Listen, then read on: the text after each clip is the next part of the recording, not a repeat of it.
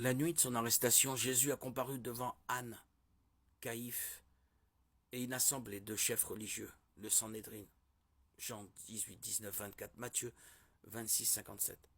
Ensuite, il fut amené devant Pilate, le gouverneur romain, Jean 18, 23. Puis envoyé à Hérode, Luc 23, 7, et ramené à Pilate, Luc 23, 11, 12, qui l'a condamné à mort. Le procès de Jésus s'est déroulé en 6 parties, 3 devant un tribunal religieux et 3 devant un tribunal romain. Jésus a comparu devant Anne, l'ancien grand prêtre, devant Caïphe, qui était grand prêtre à ce moment-là, et devant le Sanhédrin. Au cours de ses procès ecclésiastiques, il a été accusé de blasphème pour avoir affirmé être le Fils de Dieu, le roi Messie.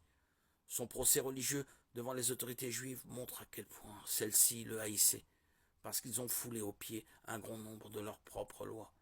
Du point de vue de la loi juive, ce procès souffrait de plusieurs vices de forme. Il était truqué pour diverses raisons. Aucun procès ne devait avoir lieu en période de fête. Or, Jésus a été jugé pendant la Pâque.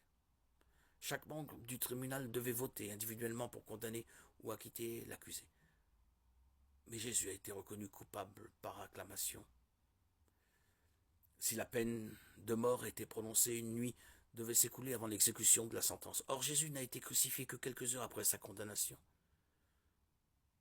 Les Juifs n'avaient pas l'autorité d'exécuter qui que ce soit, pourtant ils ont fait exécuter Jésus. Aucun procès ne devait avoir lieu pendant la nuit, mais ce procès se déroula avant l'aube. L'accusé devait être conseillé ou représenter, ce qui n'a pas été le cas de Jésus. Les questions auto-accusatrices étaient interdites. Pourtant, les juges ont demandé à Jésus s'il était le Christ.